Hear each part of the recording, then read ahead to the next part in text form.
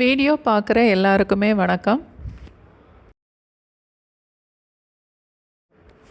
காரமாக ஒரு கத்திரிக்காய் ஃப்ரையும் வாழைக்காவை தண்ணியில் வேக வைக்காமல் ஒரு பொரியலும் இன்றைக்கி செய்து பார்க்கலாம். ஒரு எண்ணெய் சட்டியில் பொரிக்கிறதுக்கு தேவையான அளவுக்கு எண்ணெய் சேர்த்துட்டு ஒரே ஒரு வாழைக்காய் தோலை சீவிட்டு இந்த மாதிரி பொடிசாக வெட்டி எடுத்திருக்கேன்.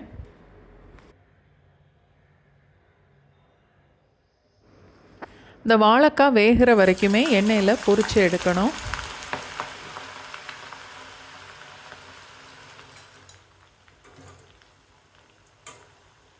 அடுப்பு மீடியம் ஃப்ளேம்லேயே இருக்கட்டும். வாழைக்காய் நல்லா வெந்ததுக்கப்புறம் எண்ணெயிலிருந்து அரிச்சு எடுத்துடணும்.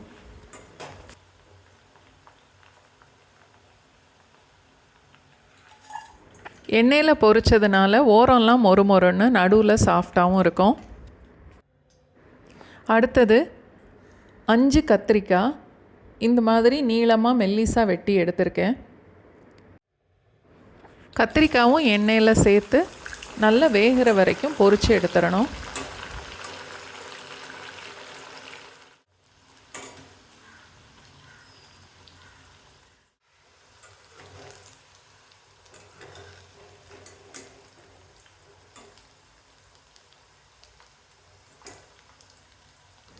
வாழைக்காய் கத்திரிக்காய் ரெண்டும் எண்ணெயில் பொரித்து எடுத்தாச்சு.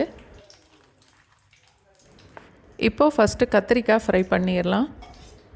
ஒரு எண்ணெய் சட்டியில் 1 இல்லை 2 டீஸ்பூன் அளவுக்கு எண்ணெய் சேர்த்துட்டு 1/4 டீஸ்பூன் அளவுக்கு கடுகு, அதோட கொஞ்சம் கருவேப்பிலை,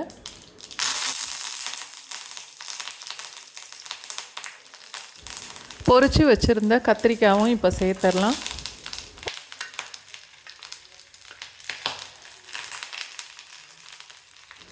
தேவையான அளவுக்கு உப்பு சேர்த்து நல்லா கலந்துட்டு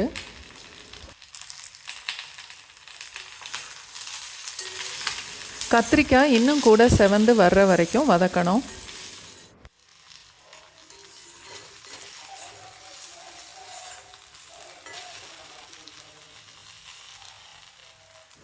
சாம்பார் பொடி இல்லை குழம்பு மிளகாத்தூள் 1லேருந்து 2 டீஸ்பூன் வரைக்குமே சேர்க்கலாம்.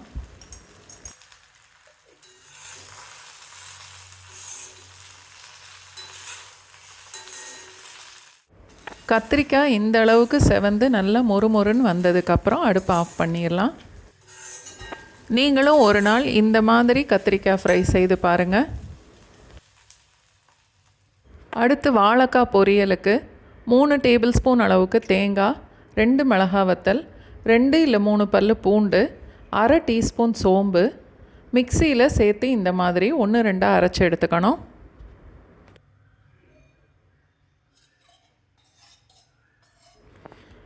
ஒரு டீஸ்பூன் எண்ணெய்,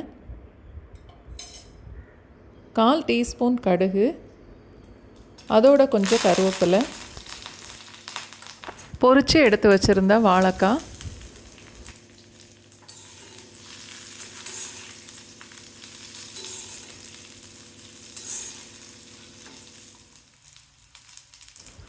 தேவையான அளவுக்கு உப்பு, அரைச்சி வச்சுருந்த தேங்காய் எல்லாத்தையும் சேர்த்துட்டு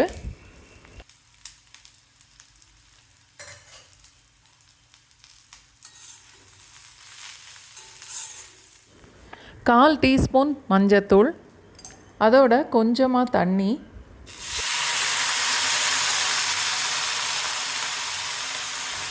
அடிக்கடி கிளறி விட்டுட்டே இருக்கணும்.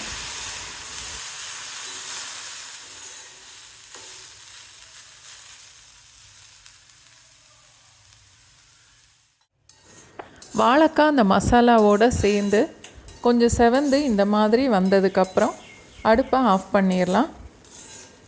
இந்த மாதிரியும் ஒரு நாள் வாழைக்காய் பொரியல் செய்து பாருங்கள்.